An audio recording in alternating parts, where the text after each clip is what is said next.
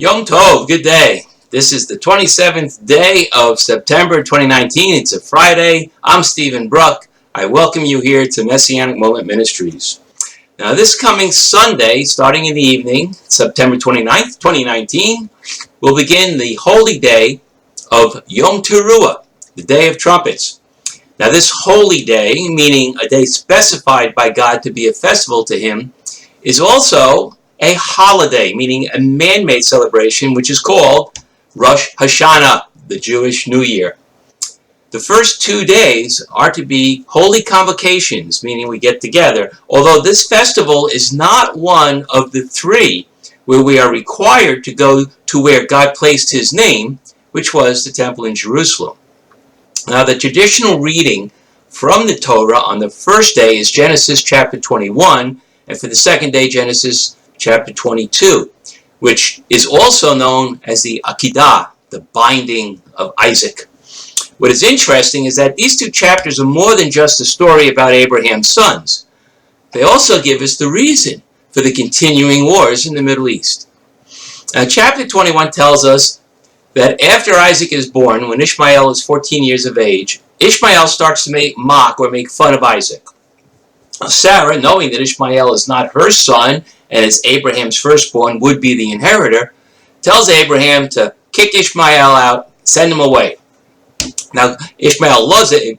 Abraham loves Ishmael, doesn't really want to do this, but God confirms to Abraham that it's acceptable to him because Isaac is the son of the promise. And God, also knowing about Abraham's love for his son Ishmael, promises Abraham that Ishmael will grow and become a great nation because he is a son of Abraham. He's going to come under that same blessing and promise that God made to Abraham about his son being a great nation. Now Hagar and Ishmael are given some provisions and they're ejected from the camp, left to live or die in the desert. When the provisions run out and Hagar is crying because she knows she and her son will die, an angel of the Lord comes to her and shows her a well where she gets water. The boy grows and does become father to 12 tribes. Now, at the beginning of the next day's reading, chapter 22, we are told that after these things happened, God called to Abraham and told him to take Isaac and offer him up to God. Now, we don't really know how much time had elapsed from the ejection of Ishmael and this testing of Abraham, but most scholars believe that Isaac was probably a man by now, either in his 20s or maybe even older. We all know the story. Abraham faithfully takes Isaac to the very next morning to where God leads him, which is Mount Moriah, the eventual site of Solomon's temple, ties him up and is about to kill him when an angel calls out to stop Abraham. Abraham is told that his faithful obedience will be rewarded with blessings and that his descendants will be a blessing to the entire world. Abraham sees a ram stuck in a bush and sacrifices that to God. And for this reason, we use the horn of a ram for the shofar, which is as a memorial to that ram which replaced Isaac on the altar. Now, Abraham is the patriarch of both the 12 tribes of Israel and the 12 tribes of the Ishmaelim. That's hard to say, Ishmaelim, which are the descendants of Ishmael. And they have been enemies from pretty much that time until today.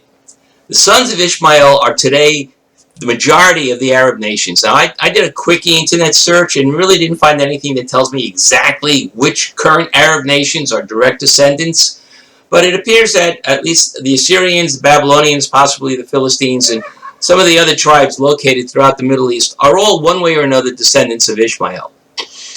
Now, we also have to take into account what happened when God told Hagar what to do when she ran away from Sarah. Now, this is in Genesis a little earlier, Genesis chapter 16.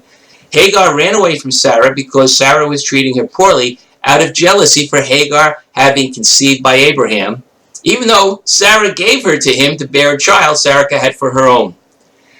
God told Hagar to return to Sarah because the child she's carrying will become a great nation. Now, here's the important thing. But God tells Hagar that her child will be a wild donkey of a man with his hand against everyone and everyone's hand against him. That's in Genesis 16:12.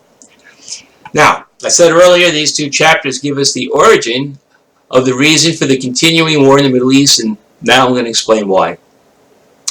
Again, Ishmael is the firstborn of Abraham, and according to the ancient rules of inheritance, he would normally be entitled to inherit from Abraham all that Abraham had. However, God told Abraham that Isaac should be the one who inherits, rejecting the rule of the firstborn. This may be the first time we see this happening, in other words, where the firstborn is not receiving the proper inheritance according to tradition, but it won't be the last. Jacob is secondborn, but will end up with the blessing and rights of the firstborn, as well as Joseph, who was far from being firstborn, but was also basically given the blessings and rights of the firstborn. Also, we see this happen between Ephraim and Manasseh, and many years later, Solomon is given the kingship over his older brothers. Now, the constant battles in the Middle East, not just between the Arabs and the Jews, but within the Arab nations, Arab against Arab, are still about inheritance. The desire for the property and wealth of the land is what is behind these battles, although we who see the spiritual side know that it's really a battle of powers, not of people. Now, it may be that the rhetoric is all about rights to the land, but in truth, the land represents wealth. That's what it is. People may think that the Arabs are well off because they have all the oil, but Israel has water, fruit, produce, technology, and the best land available pretty much outside of the Fertile Belt in Egypt. Now, Sarah did not want Ishmael to inherit from Abraham, and that is still, I believe, the basis for the Middle East wars today. This is why no matter what people try to do to make peace there, it cannot be. The descendants of Ishmael are, by God's decree, never going to be at peace with anyone. And Israel, by God's decree, will possess all of the land that God proclaimed they should own sooner or later. They never really had the entire territory God gave them to possess to themselves, although they came closest, I think, during probably the time of King Solomon. But that is not God's fault. The Israelites did not destroy the people living there when they should have, so these indigenous inhabitants never really left. The children of Ishmael may lay claim to the land by reason of their constant habitation, which I just kind of said, yeah, they've been there. But the truth is that even though they've lived in the area, they were nomadic. They never worked the land, they never cared for it, they never settled permanently anywhere, and they were supposed to have been totally ejected anyway when Israel first entered the land under Joshua. They are there not because they have a right to the land, they are there because of the incompetence of the Israelites when they entered the land, which has been a thorn in the side of Israel for thousands of years. Now, let's finish up with talking about Rosh HaShanah. It's usually celebrated as a joyous time, but it's really meant to be a memorial and ushers in what is called the 10 days of awe, during which we reflect on the past year and how well or how poorly we have lived according to the instructions God gave us in the Torah. We are to take it as a serious time for inner reflection and humble contrition. However, most Jews will celebrate it as a happy time and greet each other with Lashana Tova, which means to a good year, and share foods that are sweet to signify the hope for a sweet year to come. I hope that you will celebrate this festival as God intended. But if you prefer to have a happy time, hey, enjoy. But don't forget to reflect and prepare for Yom Kippur, because even though those of us who accept Yeshua as our Messiah can be forgiven through the sacrificial death of Yeshua, we still need to come before God humbly and contritely to ask for His forgiveness.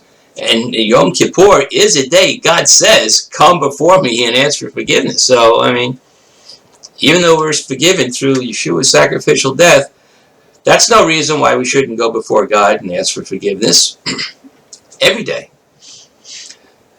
And I will end today's message, as I always do, thanking you for being here, asking you please don't forget to subscribe. And until next time, Lehitrot, Baruch Hashem.